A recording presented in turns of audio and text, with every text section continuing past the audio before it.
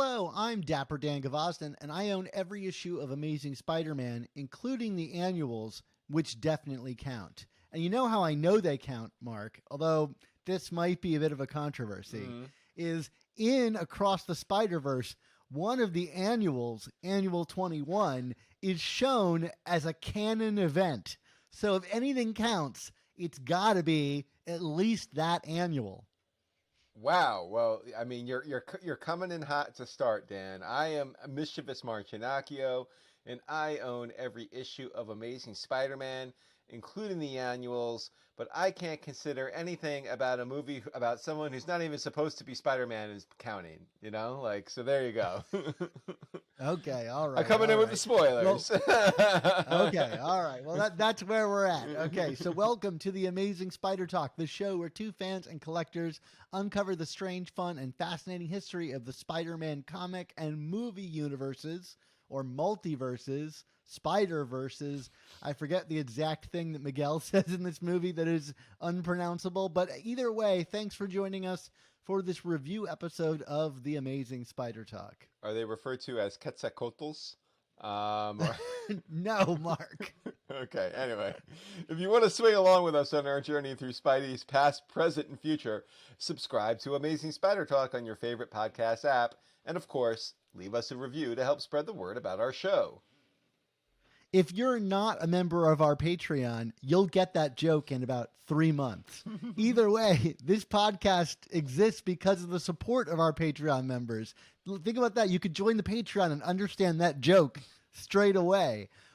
So if you want to receive early episodes, exclusive artwork, and keep this podcast going, go to AmazingSpiderTalk.com and consider joining our Patreon, where all the episodes of Season 6 are going up several weeks early, including interviews with people like Tom DeFalco and Ron Friends and some of our other favorite Spider-Man creators.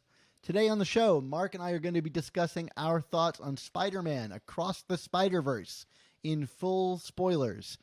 If you haven't already seen the film, we suggest that you don't listen. Consider this a warning. Hit pause, come back to this. It's not going anywhere. The file will sit on your phone, and you can return to it when you have seen the movie.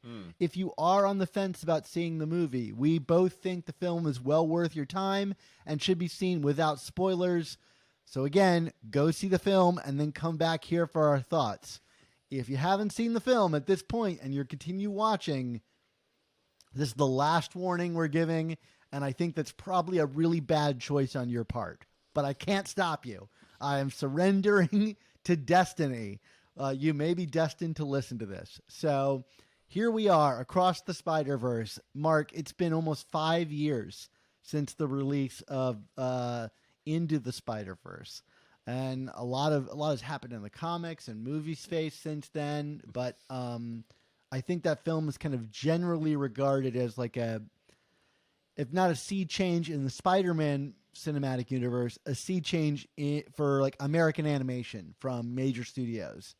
That movie, went on to win an Oscar, which is huge for like any Spider-Man property. Right. Best animated feature.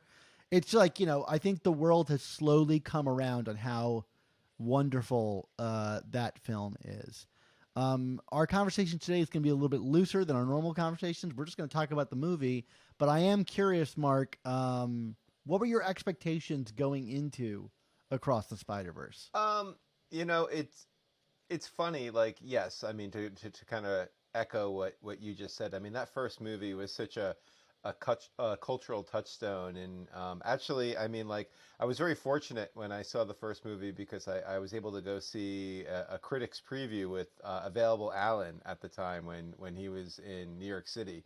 So, like, it just kind of added to the mystique and aura that I was getting an opportunity to see this movie early. And I know you got to see Across the Spider-Verse ahead of the Gen Pop, if you will, and you could talk about that in a second. But so I think because of the fact that it was such an important moment for me, and I know we both got very different but equally meaningful things out of that movie that have impacted our lives. I mean, I know you talk about it quite often on Twitter about you are a father in many ways because of that movie.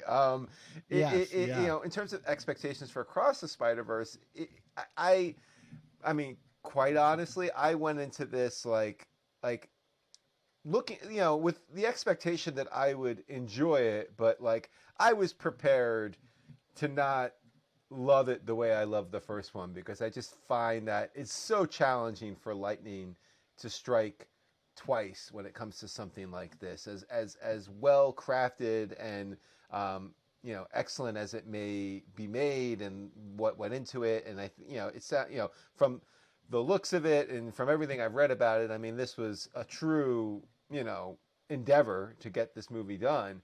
Yeah. But yeah, I went into it just like not expecting it to be bad by any stretch, but I was just like, there's no way it can live up to that original.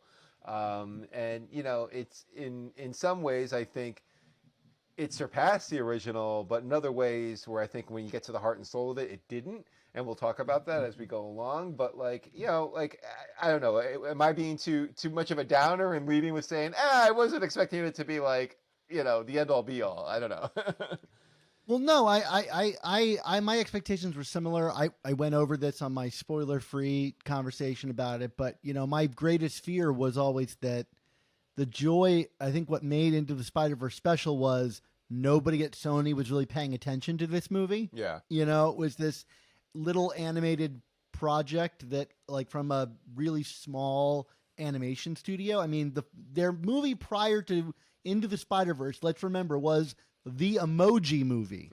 You know, like wildly regarded as one of the worst animated films ever. So like, I don't think there were any expectations like put on Into the Spider-Verse to really be anything. And if anything, my interest in it was purely out of just like a love of animated films, always wanting to see Spider-Man with some AAA animation talent behind it, and an interest in how they might put Miles on screen. Right. You know, I saw it like 2 months before it came out, and like found myself unable to tell people about why it was so special. You know, Yeah, like yeah. I walked out of that theater thinking that's the best Spider-Man movie I've ever seen. No one is going to believe me, you know?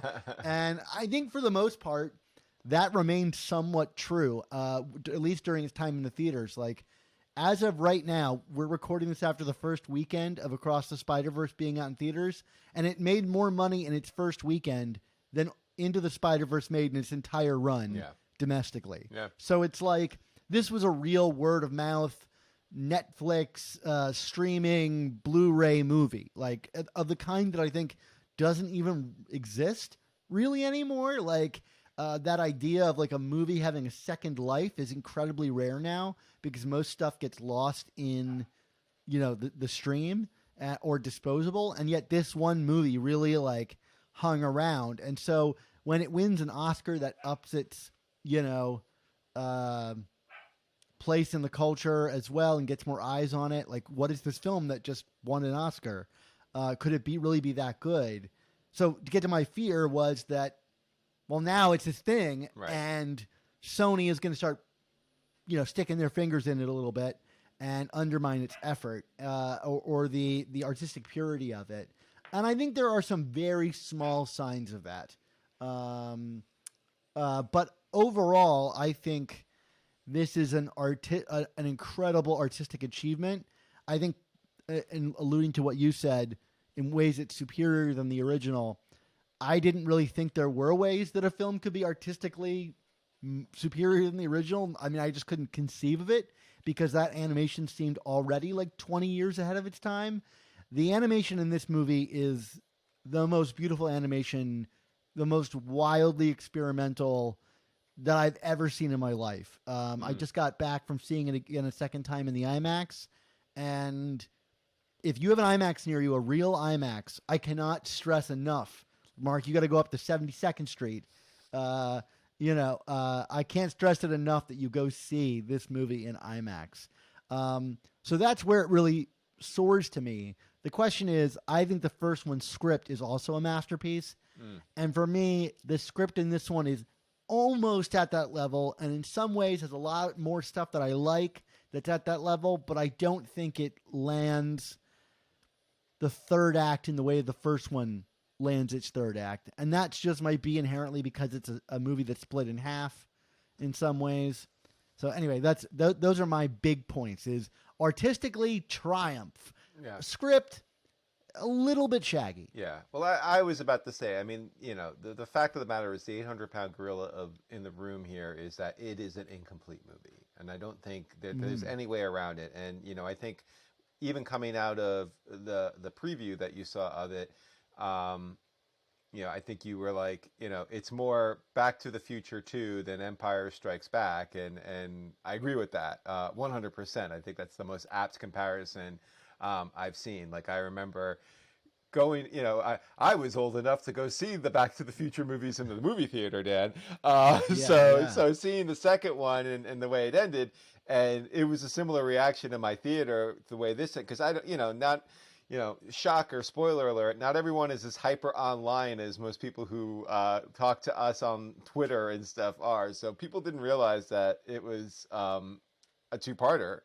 And like, the audience like legitimately groaned and booed when it ended where it did, and not because they didn't enjoy it, but like they were just like, wait, what? You know what I mean? Like it just felt so cut off. You know what I mean? Like it was, there really was no resolution. I mean, it really ends midstream, and like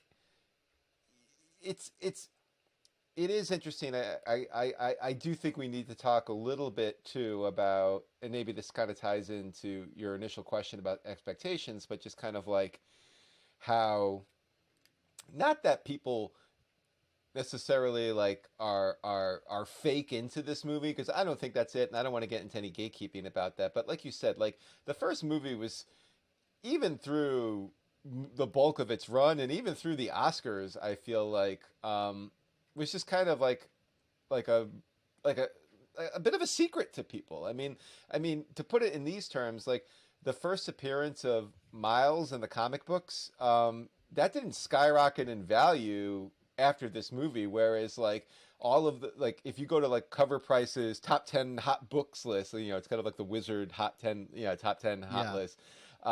Almost all of the books right now, like 9 of the 10 books are Spider-Verse characters. It's like, it's the first appearance of the Spot. It's the first Miguel O'Hara. It's the first Spider-Punk. And it's like, like clearly like all of these parts of the pop culture / comic book zeitgeist are intersecting here with this movie. We never got that with the first movie. So it is kind of funny to gauge how the audience is emotionally reacting and responding to things when, I think for the most part, a lot of them are kind of coming to the property for the first time in this movie, or maybe they saw the first movie like well after the fact, but like they didn't experience it the way we did. And I'm not saying our way is better or anything like that. It just kind of, as an observer, I thought it was interesting to kind of like gauge those reactions and stuff. But yeah, I mean, overall, like, I, again, agree with you 100% about the visual integrity of this movie is, and I didn't think this was possible, was leaps and bounds better than the first movie. I mean, like, it took so many more chances and risks, but was like very playful in its experimentation and joyful in its experimentation. There's not a single frame of that movie that's wasted in any kind of way, nor is it like pretentious in any kind of a way. Like, you know what I mean? Like it just walks every single line perfectly from a visual standpoint. But like, I do think the story is lacking here. Like that, and that there are some very active character choices, which I know we're going to get into, that like, I don't want to say I quote disagree with them, because this is an incomplete movie, there is a very good chance that a lot of this stuff is going to be basically proven moot by the end of this sequence. But like, not to make this about a cross medium argument here, but like I feel like there were some choices made with characters where if this happened in the current issue of Amazing Spider-Man, there would be rage on Twitter about it. Like I mean, am I being outlandish in thinking that, or it just Well, I seems don't think you're being outlandish, only because I think there will be rage about every issue of Amazing Spider-Man on Twitter. fair enough, but I just mean but I get the sentiment of your point. Is like there are things done with characters in this that I think were it not in a movie, people might get more upset about. right. Inside of like, and that might just be because movies reach beyond niche culture. Yes. Like Yes. our show is tailored towards an incredibly niche cultural fan base. Right. This movie is going to hit people far beyond that. Like going to the premiere, which I would still say is like fairly general audience. Like there's a lot of the people that made the movie there that are obviously going to cheer on everything. I mean, it was a really good vibe.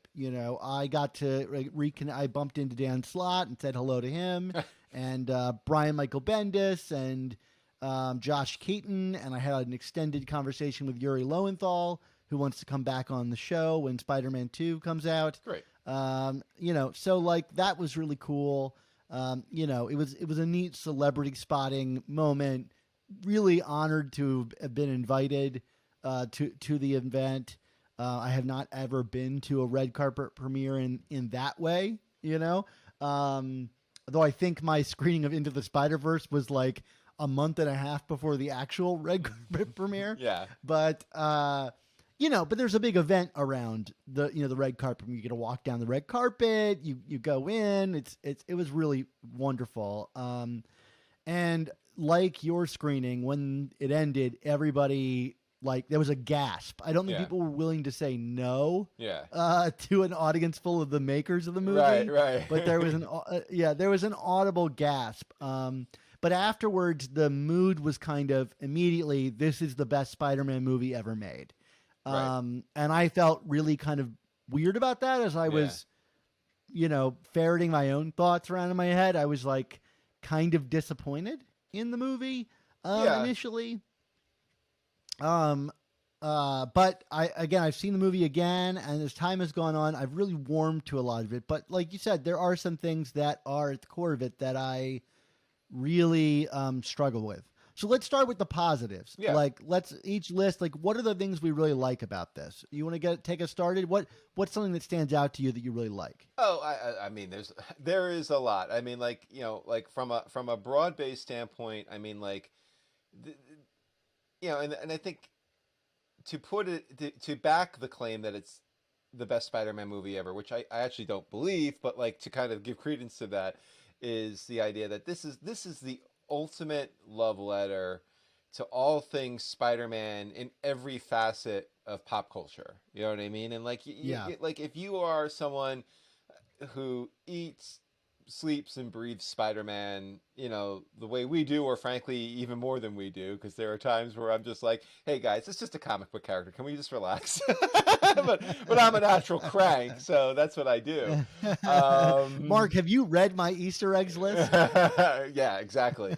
I like this is like just incredible. I mean, like, and you have comics and animation and video games and movies, and I mean it's all there, and it's just incredible to see that kind of celebration embodied on a screen. Like like regardless of some of my qualms with the story, it's like and I said as much on Twitter after seeing it. It's like like I just like I have to pinch myself that we live in a universe where I can see something like this. Like that's just like I can't even really put it into words sometimes, because it's just like like even with some of the frustrations with how it ended, like there are parts during that movie I'm like I feel myself welling up, because it's just like, this is incredible to see this, like to see this realized, to see that there are people out there making movies with $1 million budgets who care about the facets of this character as much as I do, or even more than I do, and it's just like what a world, you know, like and I feel like that's just the ultimate calling card for this movie, that it can just pack so much of that in and do it in such an accessible way that even if you're not a super fan who's super online, you could just go in and be like, wow, it's just got something for everybody. And you know, like, so that's my first point. I have many more things I like about it, but we can, if you want to jump off that at all, go for it. Sure. Yeah. I mean, like, I try not to take it for granted, you Yeah. know, that like, look, Spider-Man is a big, big mega character, but this goes beyond treating Spider-Man like a big IP character to make money off of. Like, Right. this is really about loving every aspect of Spider-Man. And all of the like associated, like, I got to see typeface in a movie, Mark. Right. Yeah. A sentence I never thought I would say. I He mean, got a line. the in main a villain movie. is the Spot. Like, what the hell? Yeah. Yeah. I try not to take that for granted, Yeah. you know? And like all this stuff that they're doing with this, they did not need to do. Like this is like they also applying art, like, you know, this thing is being used to push the medium forward. Like that a character that I love this much is being used to advance a medium that I love as much as I love. You know, I have a master's degree in film studies, you know, like I love film as much as I come on here and talk about comics every day. Like to see those worlds collide in this way and to see them push each other, it's so exciting. Mhm. And it kind of is validating that, like, because you don't get a lot of validation even from like the Marvel movies that comics really mean something, you know, like there's not a lot of self-mythologizing in those movies. They kind of like treat comics like this silly thing, you know, like we're going to give you the like Captain America that's not wearing wings on his cap because he is a military man, you know, like everything Right. is designed through the Iron Man aesthetic, you know, and we're going to make jokes about like Ant-Man's name, you know. There is none of that in these movies. It Yep. is just saying like you're not weird to love comics. Yeah. Like in fact, they are really valuable, you know, and you know, valuable in the way that, like you said, like you love them. Mhm. And then to take it one step further, it pushes comics thematically. Like this is this film, I think even more than the first one, is like a response to culture. Mhm. I think part of that response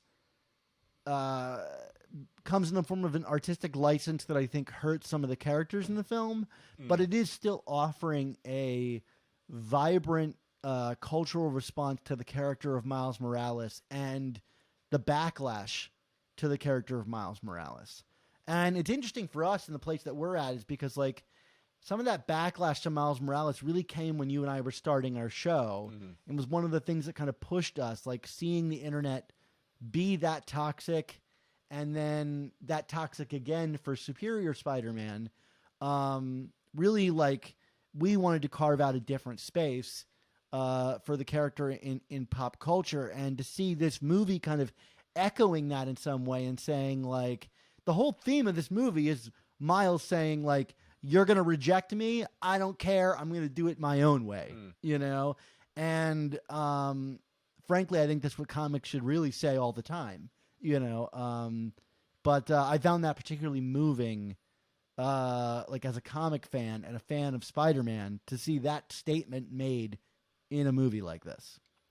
Yeah, I mean, absolutely, and like to further your point, I would just say like this is a piece of media that is not remotely embarrassed or finds any irony in, you know, where it sources its material from. You know what I mean? It you know, like you said, we saw Typeface, we saw The Spot, we saw like all, you know, Hobie Brown Spider Punk is a main character. You know, like Spider Woman Gwen Stacy is like even more integral to this movie than she was in the first movie. You know what I mean? I would say like she was like the 1B to Miles's 1A in this movie, you know, like more, you know, and Yeah. it's just like, again, like, yes, it's Spider-Man across all media. You know, we saw segments of Tobey Maguire and Andrew Garfield and Tom Holland, right? There was Tom Holland in there, right? Or They discuss him, but I don't think we ever see him. oh, okay, okay. Either way, or you know, Yuri Lowenthal's in it. He does Spectacular, get a line, yeah. spectacular Spider-Man's in it. You know, like so it's not just the comics, and yet it's so the comics. It's so much the comics. Like, you know, like, yeah, they change some of the details, the granular details about these characters, but like at the core, it's the comics. It's the comics that's driving this story. It's where the heart and soul of this material is coming from, and like, I'm a comics guy, you know, like I got commissioned to write a book about Spider-Man in pop culture, and you know, I had 100 chapters to do it, and probably 90 of them were about comics, because that's what I value in Spider-Man, you know. And Yeah. but you know, we've talked about this many times over the years on this show. The comics make up such a small percentage of, at least in relative terms, the people who consume Spider-Man, you know, like yes, those people go on and do other stuff, but like, you know, not everyone who sees the movies, not everyone who saw this movie is going to be buying the next issue of Amazing Spider-Man or the next issue of Miles Morales. They just aren't, you know. It's going to be a much smaller percentage that do that. And yet the people who made this movie are not afraid to lean so heavily on that, and embrace it and celebrate it, and dig as deep and be as navel gazy about it. But again, like, not to repeat myself, not in an obnoxious way. Like, it's not, you know, I don't feel like anyone is showing off their knowledge of continuity or references. It's just like, yeah, we're gonna put it in there because why not? It's fun, you know. Like, I don't know. So Yeah, there's very few, despite me doing my Easter egg articles, I don't really love the like culture around Easter egg stuff. Like for me, the Easter egg articles are there really just to like share my joy of the comics with people yeah, and maybe get them to pick up a comic book, which is why I pepper it my write up. If you haven't checked it out, I wrote a piece at the Hollywood Reporter of the like I think it's now 120 Easter eggs I found and references that I found in Across the Spider-Verse. It was the longest piece I've ever written, and in many ways I feel I've only scratched the surface. But you know, I pepper that with recommendations of books to go pick up because that's what I want people to do, is to take this exciting discovery they've made and perhaps chase it another direction. You know, somebody said to me the other day on Facebook when I posted my article, they said, like, my kids really loved the movie and they loved reading your list. And I said, well, let me know if you want any recommendations for comics. And they're like, oh, I hadn't really thought about that. That does make sense. They should go check out the comics. Yes. right. Yeah. Yeah, you should. I mean, now that's not to say like picking up the most recent Miles comic is going to be good for them, given it has Carnage mass slaughtering a bunch of people in it, you know, but like hopefully Marvel has some stuff printed ready to go for kids who want to get invested in his stories. But, yeah, you're right about all of that. Can we talk about the animation in that regard? Because like for me, the big stunner in this movie is Earth 65 Spider-Gwen's universe, which is a Rico Renzi, Robbie Rodriguez and his barking dog, like all of their colors and paint and style just injected on screen. I thought it was one of the most beautiful looking things I've ever seen in my life. Yeah, I mean, certainly Gwen's universe was like just lifted straight from the comics. I mean, like, I feel like anytime Ben Riley shows up, it's like it just looked like I felt like I was looking at like Tom Lyle's, like, you know, adjectiveless Spider-Man comics. You know, Hobie Brown. I mean, it's like the like, I mean, and they did this to a degree in the first movie. Like, they kind of just like meshed a certain aesthetic with each character, but I feel like they pushed the boundary so much further. It wasn't just like, you know, the figures being in that aesthetic. I mean, they made entire universes in that aesthetic. and like again, talking about my personal fandom here. I mean, Edge of Spider-Verse #2, which was Spider. I know she's not technically Spider-Gwen, but it's just for the sake of conversation. It's just easier to Sure. refer to her as Spider-Gwen. So before all you people on the Yeah. internet come after me for calling her Spider-Gwen, I'm just saying I'm doing it out of laziness here. Don't you dare call her Ghost Spider. Oh well, definitely not that. But but that comic is like one of my favorite single issues of connected to Spider-Man universe that's come out in the last, what was it, 10 years now, but whatever. I just adore, I just remember the sheer excitement of reading that comic when it first came out. I think I probably blew up your phone about it, and then we were able to get Jason Latour and Robbie on and their barking dog, and it was like to me it was like the ultimate coup, because again, similar to the Spider-Verse movies, I feel like at the time Gwen hadn't truly become a thing just yet. You know what I mean? It was just we had read the books, we had the interview with the creator, it was we made it, man. I mean, we were, I think, amongst the first interviews ever with those guys. Yeah.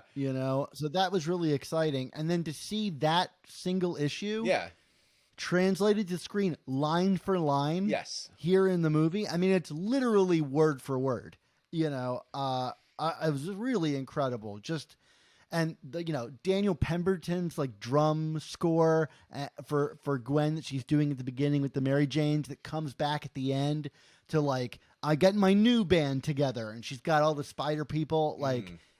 What a rousing time at the cinema. That's why people are shouting no. Yeah. Because they build you back up there at the end. You're ready to go. You know? Yeah. And in many ways I feel silly dinging it in any way for it being one half of a movie. Right.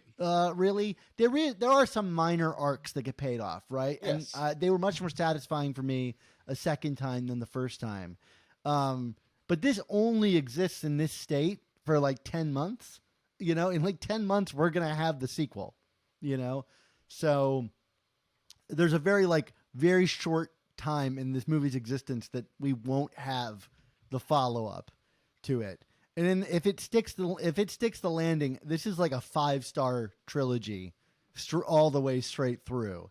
And I think that's really exciting to have something that's operating on that level.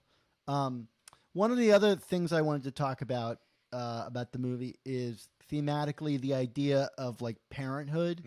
That was a big part of the first movie. Miles and his dad, and Peter, and his journey, to decide to return to Mary Jane and be open to fatherhood. All of that, I think, really comes back here in an interesting way. You've got Gwen and Captain Stacy. He has a great line where it's parenthood, right as she disappears into a portal, that's really funny. And you've got Rio and Jefferson Morales, and you've got Peter and Mayday. For me, the star of the show the surprise star of the show here was Rio Morales, a character I've never cared about one wink. Really, what a vibrant character as translated to the screen. Yeah. Did any of this parenthood stuff impact you, Mark? Oh my goodness, 100. Well, first of all, I feel like this had a more emotionally mature view of parenthood than the first movie, and that's not to ding the first movie for it, but appropriately so as a sequel. You know what I mean? Miles has been Spider-Man now for what did they establish? 9 months? It's a year and a half. Oh, a year and a half, yeah. even longer. Okay. Yeah. He, where in the first movie, I feel like it was the first movie was about kind of gaining acceptance and kind of accepting who you are, and kind of how that journey of acceptance and belief in yourself interplays with your significant others and your parents and your family.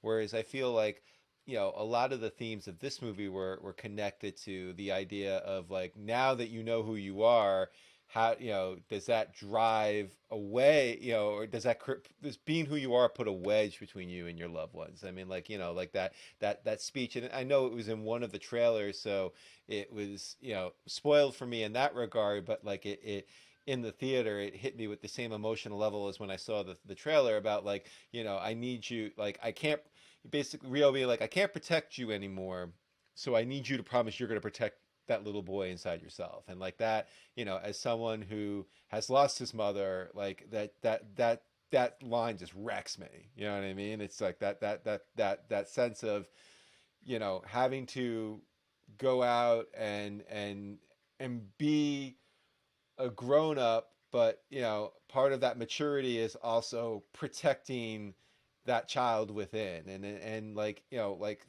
there's so much in this movie about that kind of circles back to these ideas of parents making mistakes, that I don't think, really was reflected as much. Like, I mean, like Miguel O'Hara's arc is, like, I mean, we could talk about just how over the top the character is at points, but at its core, he is who he is because he wanted time with his daughter, and to do that he made a mistake that ruined it for everybody. You know what I mean? So Yeah.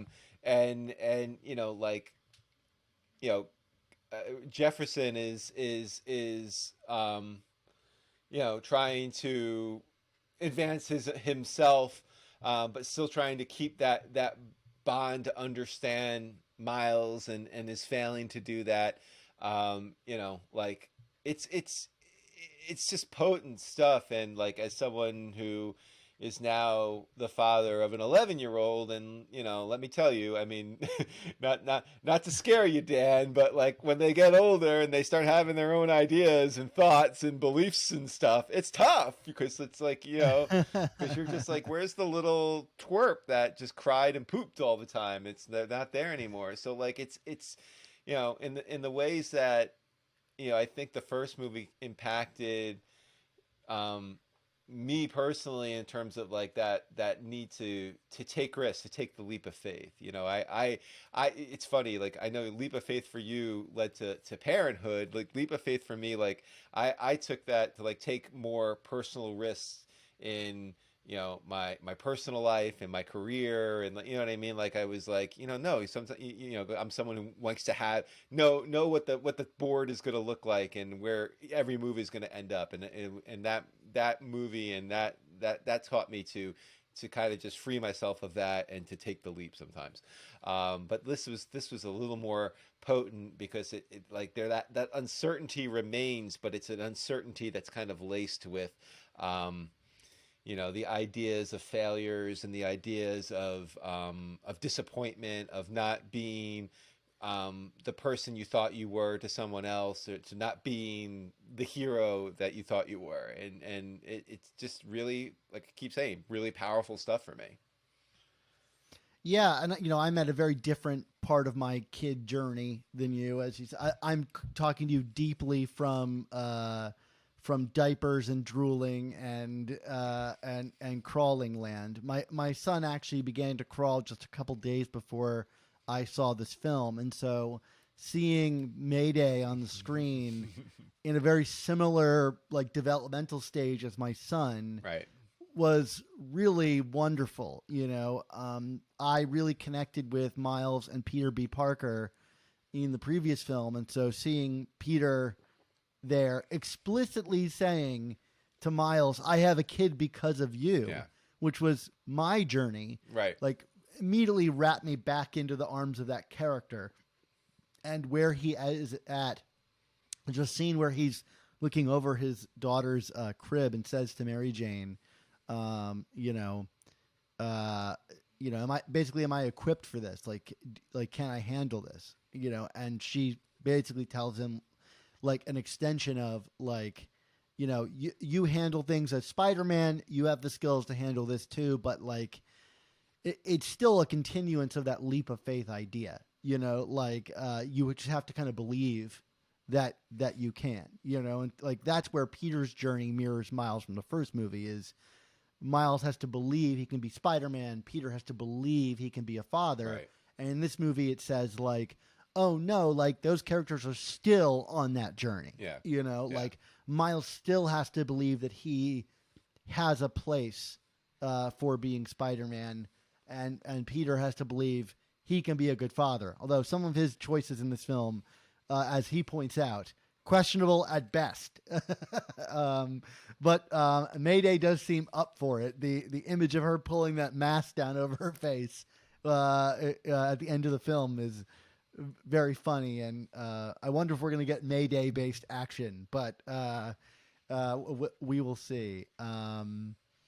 That kind of gets. Let's talk about Peter B. Parker, because that is like a segue into like the parts that I find questionable about this movie, and we haven't really talked about either of the villains. I'll very quickly say, like, I think the Spot is an incredible creation visually.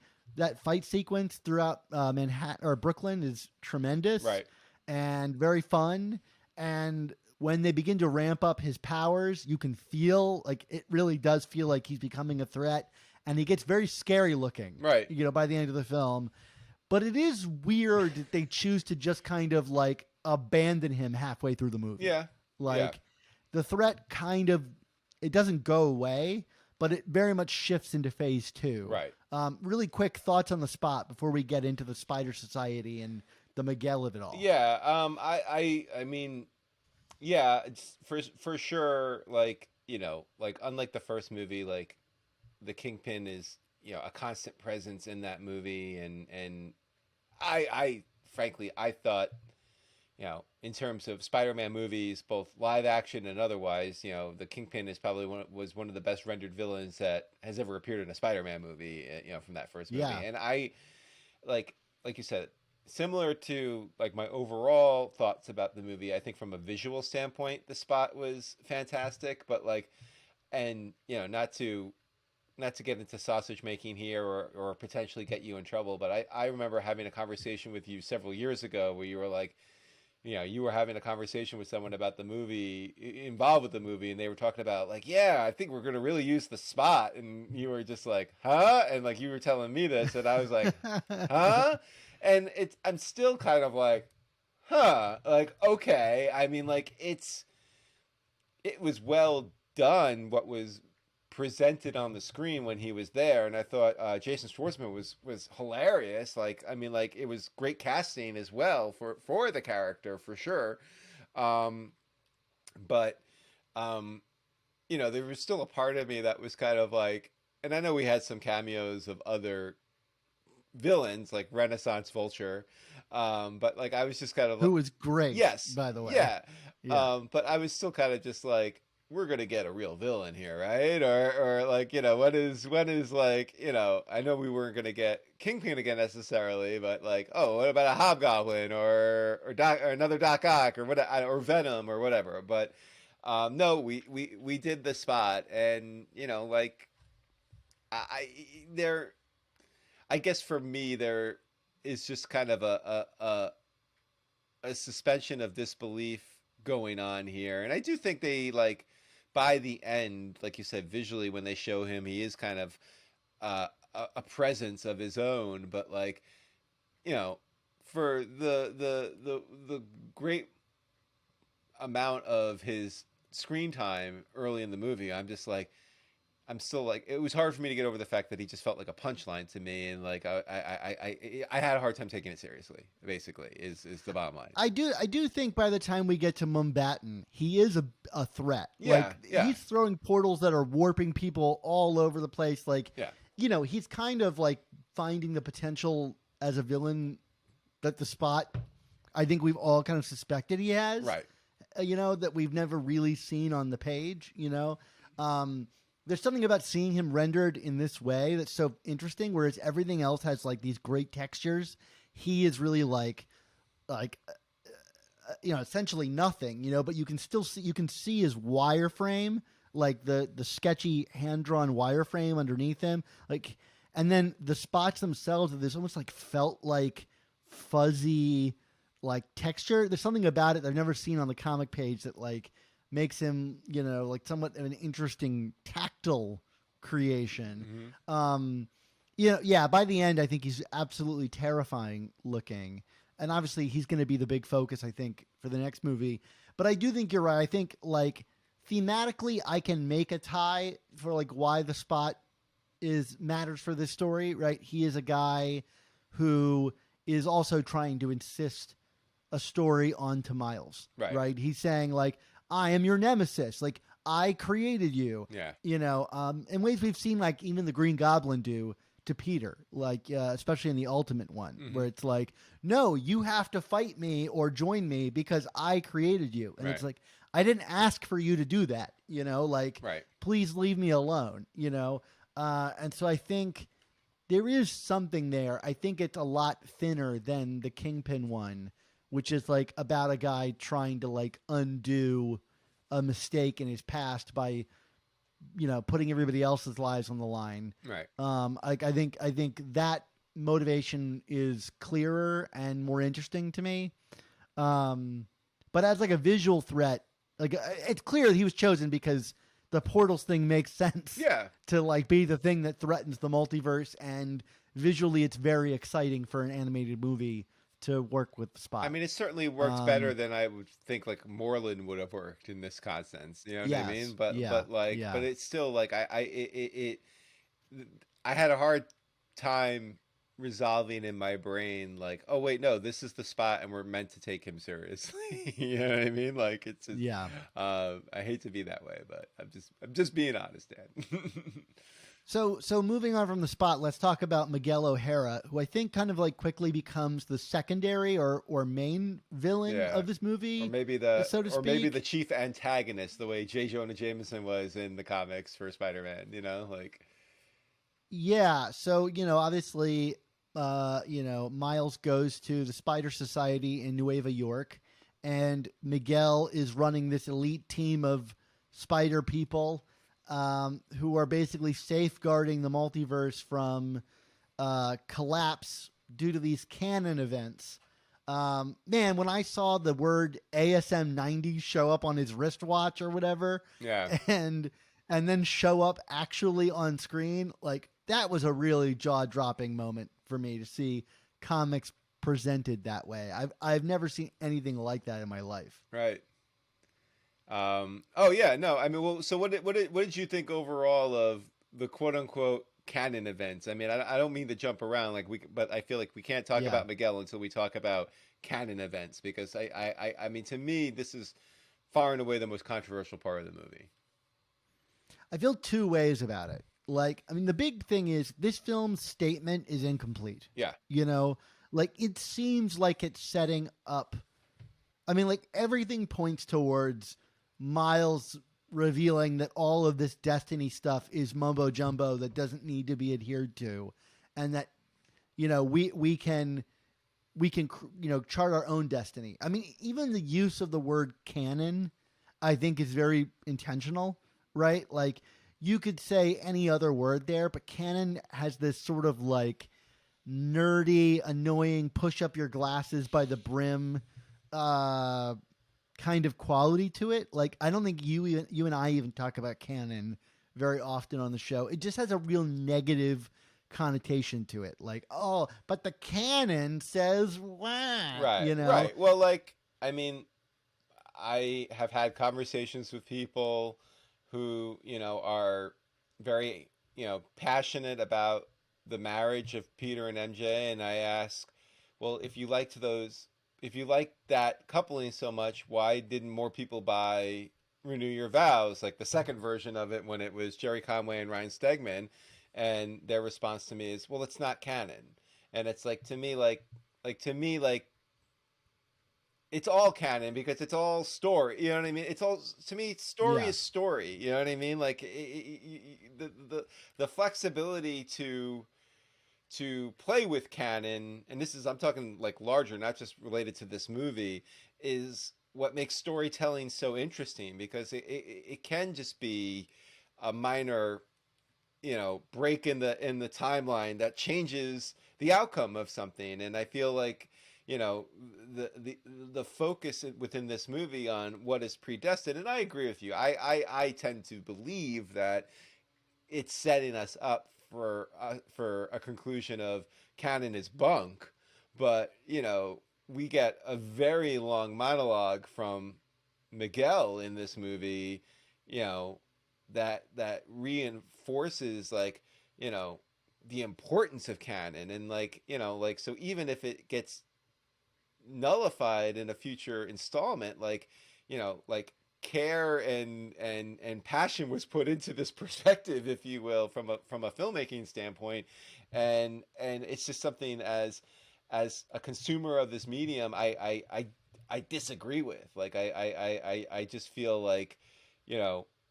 I don't care what's canon or not. I want you to tell me a good story. You know what I mean? Like to me, story, it should not be contingent on what is predetermined or preordained, because that's so utterly boring. Like to do the same thing over and over and over again. I want to see something different. I want to see something be out of character. If we can somehow bring it back to why it's in character, that's on you, the storyteller, to bring us back. You know what I mean? But we should have canon challenged, I think, as consumers, because I think if we just got canon all the time, it would, I guess there would be certain segments of the fans where currently that would just be totally happy with canon. But I want something spicier than canon. Yeah, well, I mean, it's a tricky thing because, canon can be useful, right, to kind of establish the core elements of something. Correct. But it can also be really a way of limiting creativity, because you have to make something adhere. And the movie does a really interesting thing, suggesting Miles's very existence is outside of the canon, right? Like someone else was supposed to get bitten by that spider. Miles was not meant to be. And so his very existence is an aberration. And Miguel O'Hara, during an amazing sequence on that rocket that's blasting up out of Nueva York, pins him to the side of the rocket and tells him, you are the original, aberration, kind of the original sin of this universe that threatens, the Spot wouldn't exist without Miles. Everything is a spawning of, him, but he can't help but be himself, right? In that, and in that, his very existence is kind of a debunks, Miguel's claims that this needs to be adhered to. I think beyond even comics and all that, I think there's also a commentary on and you get this from Peter B. Parker of all people, this commentary on well, bad things happen to good people, right? And Peter literally says to Miles, most of us are here because of Uncle Ben, right? All of this bad stuff has happened, but look at all the good things that have come out of it. You and my daughter. Bad things happen to good people, and yet we continue on. And that could very well be the message of the next movie, depending on what direction they go, is that, Miles, you can fight it all you want, but, bad things will always happen to good people, and that's somewhat adult. My problem comes when you have a character like Peter B. Parker saying that, because I actually think, as true as that adage might be, I do think it's a little cynical that we are shackled to destiny and bad things will happen, and there's nothing we can do about it. And that's the part that makes it tough, is you have Peter saying we're all here because of Uncle Ben, but then in a key moment in this movie, they have the ability to prevent someone else's Uncle Ben figure or Captain Stacy figure from dying, and they actively dissuade Miles from doing so, Peter included. And this is the real break for me. I just do not believe that all of these spider people would go along with Miguel. I just don't believe that worldview, Spider-Man's worldview, is 100% a counter to that.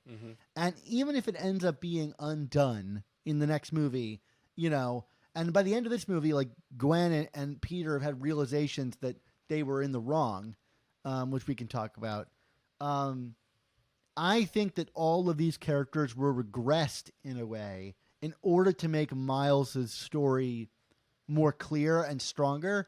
And maybe for artistic reasons, that's good. But I think even watching the first film and following it up with this film, you can't help but feel like those characters have abandoned many of the principles that were driving them in the first film. Your thoughts?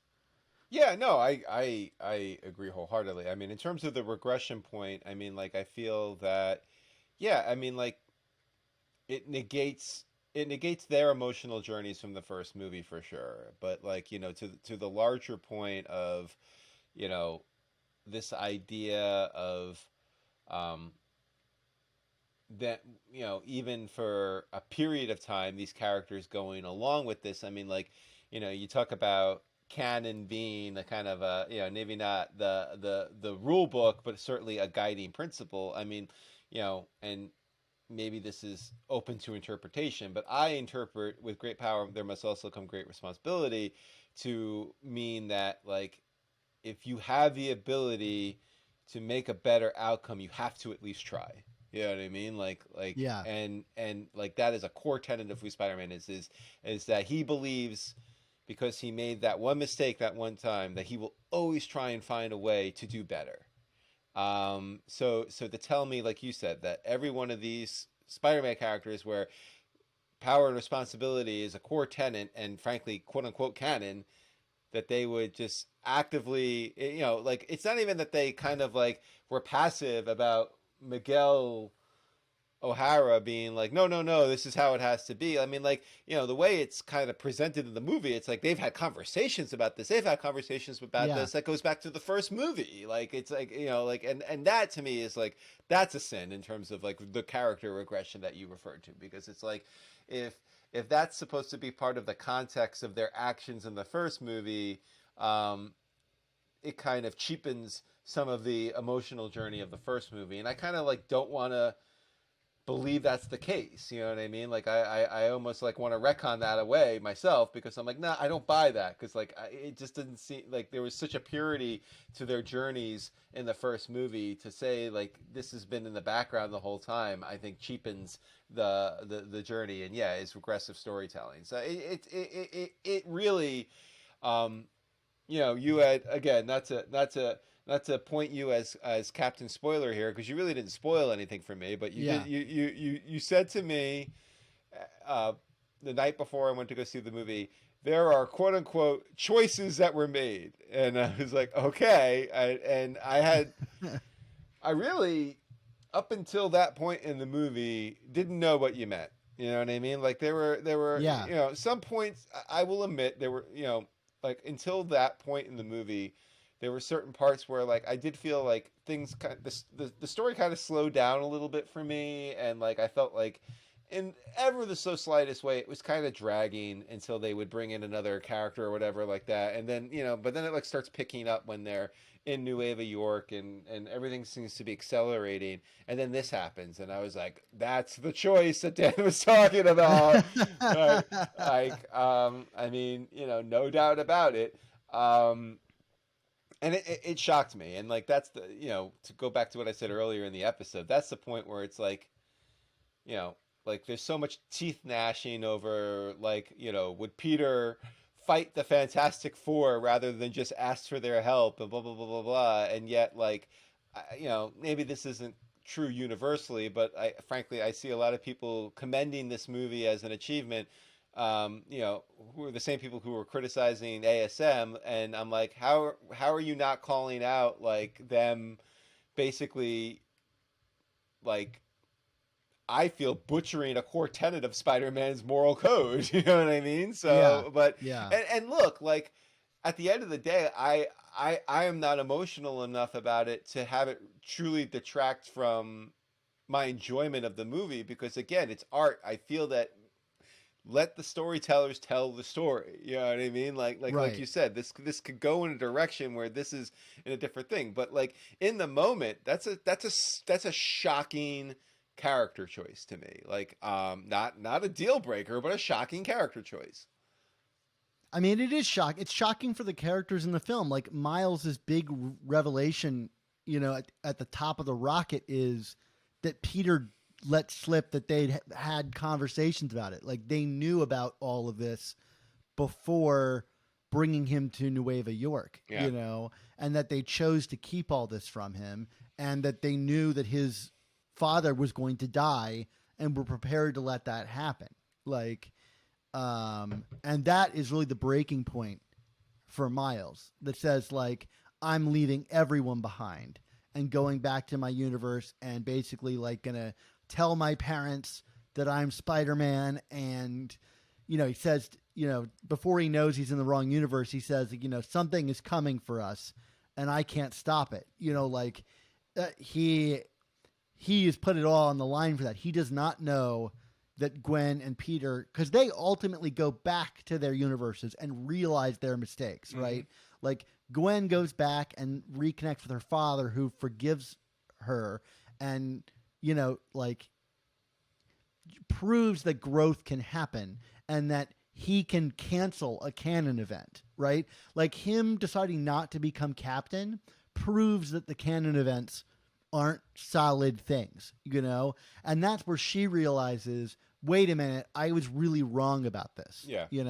And Peter goes back and he has the same conversation with MJ, and she makes that joke about sports. She's like, you can come up with a new plan at halftime. You can admit your mistakes at halftime and change direction, and she's like, oh, that's a sports reference, which I appreciated because my family is also equally patronizing with me about sports. But, like their arcs are getting back to who we know Spider-Man to be, and there are other characters that are on that journey the whole time. Like Hobie has a great line where he says, like, don't enlist until you know what war you're fighting, before Miles, because Miles is very eager to join up with the Spider Society. And Hobie's right. Yeah. Like Hobie knows what's going on. He may just be anti-authoritarian, but like in this case, I think he really is like trying to signal to Miles, you don't really want anything to do with this. Yeah.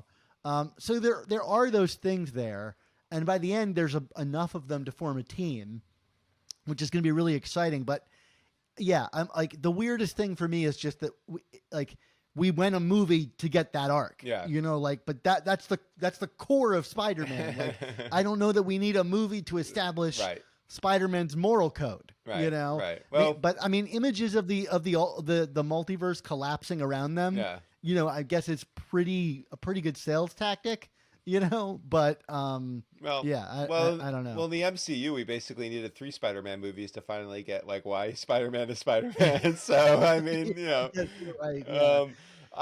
Do you want to kind of do like a punch list through some of the other notable supporting characters here in terms of? Yeah, sure. Yeah, go ahead. Why don't you get us started? I mean, like you mentioned Hobie and Spider-Punk. I mean, like, true. I would say probably the breakout star of this movie for the most part in terms of like, like unexpected like pleasures in my opinion. Because like I got to be honest, like in the comics, I've been kind of this way and that. Like I've been unimpressed by Spider-Punk. Not meaning that I think he's bad, but I just like he's been unremarkable to me. And this was like, to me, this was like a standout. He had some great lines and the character was just really well done. And I just thought it was a lot of fun. And I had unexpected joy seeing this character over the course of this movie.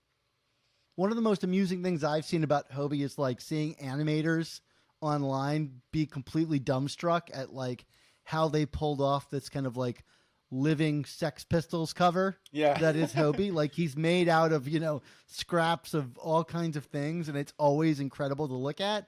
And like one of the animators like made a list of all the rules that they had for Hobie. Like different parts of him are animated on different beats, and like it's an amazing animation creation. Right. I'm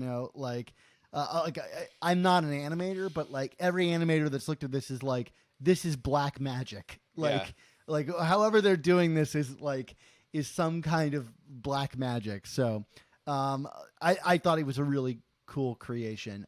I didn't love the characterization of Spider-Man India. Like I'm not Indian, but like watching it, I felt kind of like weirdly like, is this tokenism? Yeah. Is this a broad stereotype of Indian people? It seemed like not like a little more surface level than I think I would have wanted out of seeing that character. But I won't deny that his costume is amazing, and the way he's animated with his like yo-yo bracelets. I've never seen anything like every character had a very distinct way of moving, and Yes. and like when Gwen moves, it's like this graceful swan dive, and like when Spider-Man India moves, it's like holy crap, like watch him zip and zap all these and winging this bracelet around. It was so entertaining to look at. I was disappointed in Jessica Drew, Spider-Woman. Like Yeah, I just, I know they introduced her. She's what, about 8 months pregnant here, and riding on a motorcycle, and Gwen is like, can you adopt me? And like, you kind of think she's gonna be a badass, but like the character really is kind of portrayed as a bit of a weasel in this movie, in my opinion. Like I didn't really find anything sympathetic about the character, or in any kind of meaningful way, and like that was a little bit of a disappointment, because I would have liked to see something a little more creative with the character there. I mean, did you find that as well, or did you get a little more I out mean, of it? she's specifically Miguel's right-hand man. Right, You right, know, right. there are some insights into her, like she had like an ex-lover, or she has like a husband now that she makes reference to. I was a little confused by that because when we meet her, she said she has a husband, and then we jump forward like in time a couple months where she seems to be just as pregnant Yeah, despite time passing. right. And she mentions to Gwen, who they've been ostensibly working together for a while at that point, like about an ex-lover. So I was like, was that husband no longer her lover, or is she referring to someone else? Like, and it felt just vague enough that there's some twist coming there. Maybe it was something that was developed in an earlier draft and like never really got like paid off in this new version. I thought the character was a little like kind of nebulous, despite looking really cool. Yes. Like the fight with the Vulture and her motorcycle is super neat, and like even the stuff of her at the end in Earth 42, of her like driving down the streets looking for Miles is cool as well. Yeah. Like there's a real otherworldliness to her.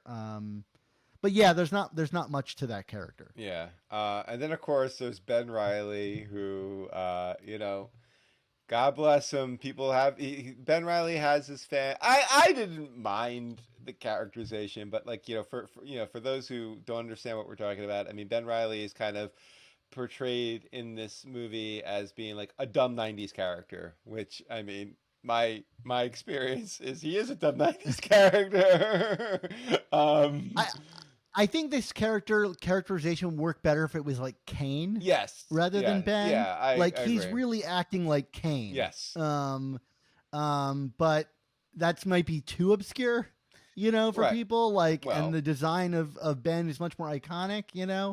Well, it was kind of heightened and ridiculous the way Spider-Man Noir was in the first movie, Yeah. but like I don't know, like it was fine for me. I guess I was also chuckling. Full disclosure, um, before a few months before this movie came out, I was again monitoring the hot list of comics, and Web of Spider-Man 118, which is the first official appearance of Ben Reilly Spider-Man, Scarlet Spider, was like number one on the list, and like this book is skyrocketing because of his soon-to-be appearance in Across the Spider-Verse, and I was like thinking to myself very smugly, well, good thing I own it. And then I go through my collection, I'm like, I don't own it. Oh no, I was mistaking it with like the other. I have every other comic from that arc except for that one. And like, P.S. I got all of those comics in like the dollar bin, I think, in that con that we went to in when it was Right. in Connecticut before it became Terrificon. So like I have been like scouring like online sites to get a decently priced copy of that comic, and I got it like 2 days before the movie came out. I haven't received it in the mail yet. It's due. It's supposed to come tomorrow as we're recording this. Um, and then I saw like how the character was ultimately portrayed. I was like, oh, I hope like this is kind of a letdown considering the height. Like people were like, it's Red Riley in the movie. It's gonna be a big deal. Gonna be big. The way I'm, no, not really. Kind of a punchline. What are you gonna do? But so hopefully I didn't overpay for my comic.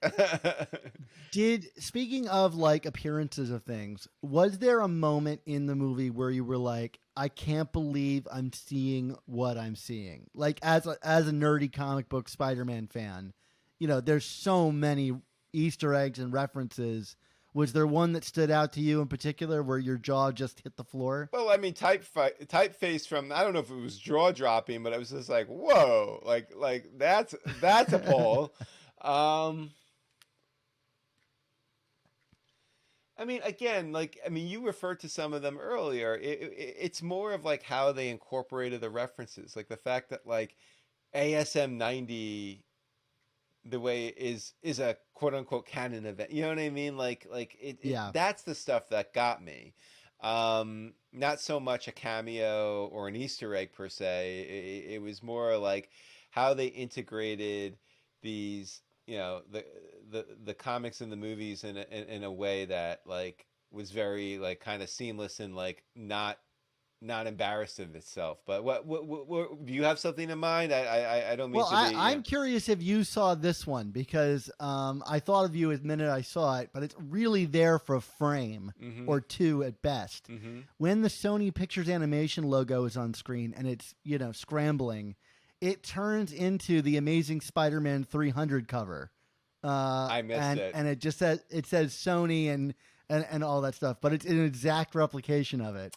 And I thought, oh man, like I got to talk to Mark about that. I missed that. Now I need to go back and see it again to see that. So yeah. I mean, it is blink and you miss it. Wow. It's so fast. That's so funny. I probably was like hoovering popcorn at that point. I went to the movies by myself, and yet I still got myself like a jumbo tub of popcorn. I didn't get that. It's a long movie. I didn't get the plastic helmet of Miles's head. That the commemorative popcorn bucket of Miles's head. But I got a large bucket of popcorn because I was like, yeah, I'm at the movies by myself. What am I gonna do? So maybe at that crunch moment, I missed the transition for sure. Yeah, that was a pretty cool one for me. I mean, yeah, there's no getting around like typeface. There's a moment where you see, we watched Spidey and His Amazing Friends for our previous season. And there's a moment in the jail, like right after the typeface thing, where they're like, and we've got some of these video game characters or whatever. Right. And it's Video Man. Yes. In one of them, like that character, I was like, I never thought I would ever see Video Man. Yes. Ever again, And right next to him is the Green Goblin from the Atari Spider-Man game, which is like maybe 9 green pixels. Like that was pretty amazing. I was pretty shocked by that. I mean, like Grizzly shows up, like that's pretty insane. Moose Stereo was another one that like I couldn't believe was actually there. So yeah, there's just a lot of really good stuff. I can't wait for the next one. I mean, we got 10 months. Seeing it a second time, the movie breezed by. Like it just like blink and it was done. It was the fastest 2.5 hours in an IMAX I think I've ever had. And there's a lot of promise going into the second one. That cliffhanger is really stellar. A city that's overrun by the Sinister Six. Like I hope we spend significant time there, if only because it reminds me of Spider-Man Reign. But I do want to go back. There was one thing where my jaw dropped. That was Donald Glover showing up as Aaron. That was awesome. So anyway, that was really cool. And a nice follow-up on the previous film where we saw him in the Spider-Man suit in the TV. Yep. Well, I'm sure we could keep talking about this forever. It's a really exciting movie. And I mean, really, I feel spoiled Hmm. as a Spider Man fan. I don't think there's really any other character that has gotten this kind of treatment on screen. I mean, Batman has got like Batman Mask of the Phantasm and these great stories, but I don't think there's ever been quite a celebration of him in this way. Mm. And I will say, on the other hand, I am a little like eager to move past the celebration of Spider-Man thing. Like, Mm. I feel like No Way Home was that. This was that. Like, now I want them to just kind of like Tell a story. really end those Yeah. stories, Yeah. in a really satisfying way. Like, I'm ready for the next Spider-Man movie in the MCU to be a Spider-Man movie now that he's Spider-Man, Mm. and Mm. like, I'm really eager for the end of this, but I do wonder, like, can we get a Miles movie where he's just being Miles, Yeah. you know, Without the Spider-Verse in New attached. York? Yeah. Yeah. Yeah, that would be very exciting to me too. But Absolutely. for the meantime, grateful for what we have. Well, so let's give it a grade, like we grade our comics, Dan. Yeah, I'm gonna give this a B plus. Again, like I enjoyed it immensely. I mean, for context, the first Spider-Verse is an A for me. That's an A movie. So I mean, but like this is an upper echelon Spider-Man movie, but not the best Spider-Man movie, but like very, very great. Very much yeah. enjoyed. How about you? I think this is an A minus for me. Hmm. I think when I first saw it, I was kind of B plus, and seeing it again, I think with some expectations like, righted, I was able to see it for kind of what it was. Movies like this where I have such an emotional attachment to them, I like seeing them a second time to kind of like let myself orient, to whatever they actually are in their own right. So it's an A minus for me. But I think it's an A plus in terms of like innovation, Yes. and pushing stuff forward. Where does it sit for you in terms of like your Spider-Man rankings? I would probably I see it, and I had this conversation online over the weekend. I am an unapologetic fan of Spider-Man, the second Raimi movie, Spider-Man 2. It's still my all-time favorite. Into the Spider-Verse is a very close number two. A kind of distant number three from those is I and we talked about this like over text. I adore Far From Home. I just do. Wow, It scratched such an itch for me. I think it's my favorite of the Holland movies, and it's my it's the second. Mysterio, man. Not Far From Home. No Way Home. I'm sorry. No Way Home. Okay, correct me. Correct Oh, me. well, then that makes a lot more sense. Okay, I'm sorry. I adore No Way Home. The third, it's the best of the Holland movies, in my opinion. And the way it kind of again celebrates all things Spidey. But you're right. That is getting a little tired. Let's just finish the story, like you said. And then I would put Across the Spider-Verse like probably tied / directly behind No Way Home. And then I won't give the rest of the list because like we'll be here forever. How about you? Yeah, my list is very similar to yours. My top is Into the Spider-Verse. My number two is Spider-Man 2. Spider-Man 2 was like one of my favorite movies. It still is. It's just that's how good I think Into the Spider-Verse Yeah. is. I could flip on them any day of the week. Into the Spider-Verse has a special place in my heart, but Spider-Man 2 is probably still kind of like my platonic ideal. Yeah. Like if I were to greenlight a series based off of either of them, I'd probably want more like Spider-Man 2. Yes. Whereas like Into the Spider-Verse was just this bright, glowing ball of wonder. Anyway, so Into the Spider-Verse, Spider-Man 2, and then I'm a toss-up right now between Spider-Man Homecoming and Across the Spider-Verse. I think I like Spider-Man Homecoming more for its ending, like which really speaks to me. Mhm. Like watching that character reject the suit is a real like fist pump moment for me. But there in no way is it on the same artistry level as Across the Spider-Verse. Yeah. So Yeah. I think they're doing very different things. And so they kind of occupy my third spot for me. For sure. All So right. anyway, that's my top three. Mark, why don't you take us home?